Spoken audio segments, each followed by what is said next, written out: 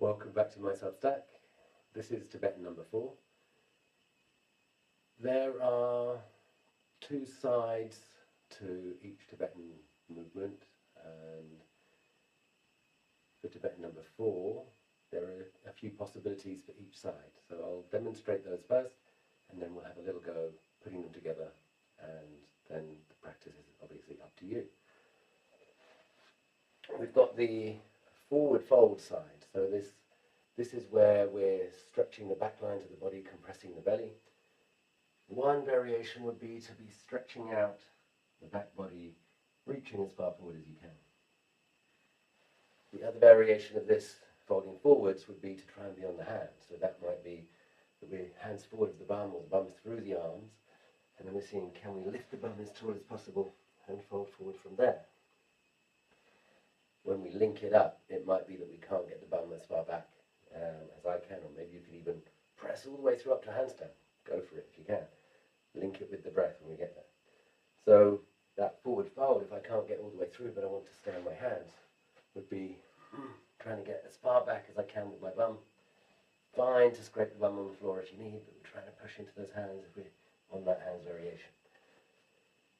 So we've got this, we've got somewhere in process, and we've got trying to lift the bum and fold forward as 3 different variations of that forward bend. The backward bend, or the front extension, we've got a few different variations too. So the simplest, or the gentlest, is to be hands on the floor behind, and any way for the hands that feels okay in the wrist. We don't want to hurt the body. Hands on the floor behind, we're trying to lift the chest and arch the back. If it's comfortable, maybe take the head back. Then finding the breath there. If we can go stronger than that, we might find that we've got the feet on the floor, and we're also lifting through the hips, as high as we can through the hips, as high as we can through the chest, and the head back. If we can go even stronger than that, we could keep the back of the legs strong and straight, trying to lift the hips off the floor without bending the knees. Here, even try to rotate in and find that full extension as much as you can, really hard here. Breathing in and breathing out.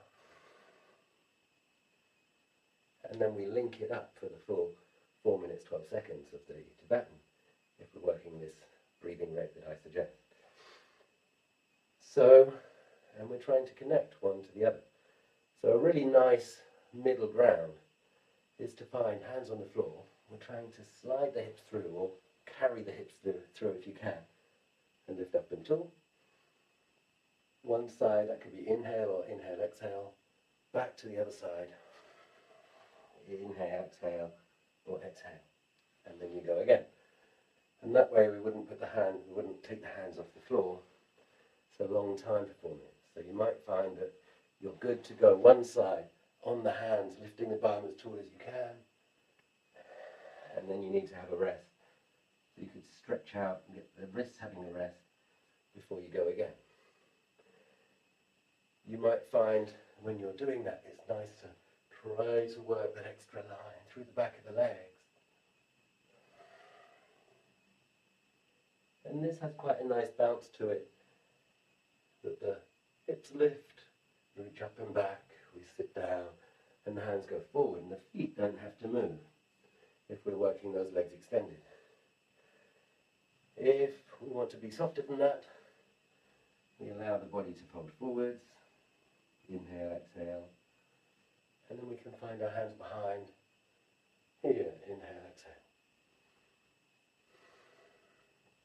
I find the breath really hard to talk about because I've got 2 main different variations to work the breath.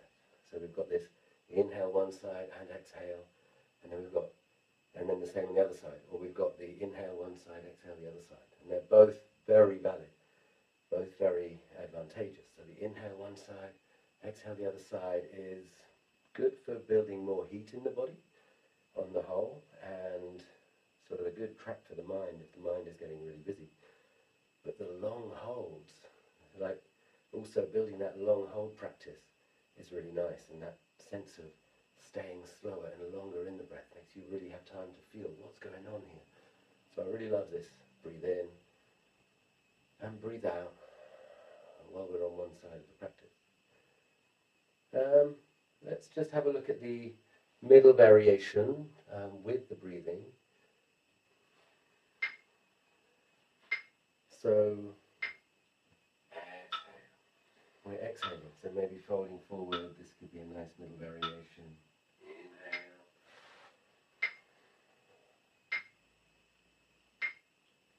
Exhale.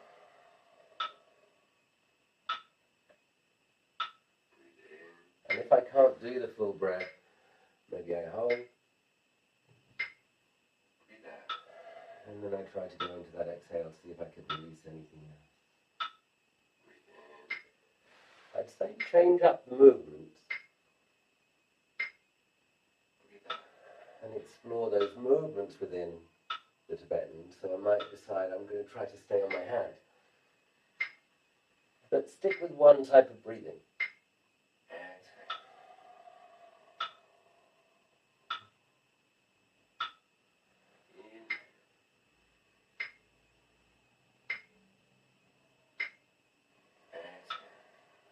What we see with the body, with the movement, is that we're getting strong through this range of shoulder movement in the body. And we're pushing through it, all the way through it as much as we can, or just at the end, that's fine, or reaching. But this is all stuff that pulls the shoulders down away from the ears. So we have that power to push and reach and lengthen those shoulders down, and all these muscles underneath with that range of movement, pulling those shoulders down away from the ears. Oh, all that tension-free, building that long neck, that tension-free body. It's wonderful. I'm going to try and keep this video short, so this is all we've got for my Tibetan number 4, just right now. I might offer some variations or extra bits later, but as ever, please feedback, let me know how you're doing, and really delighted to hear every comment that I get. And yeah, if you feel it's good for anyone, all this very accessible movement, then do share it, subscribe and all those things, as everyone asks us to do these days, and be well.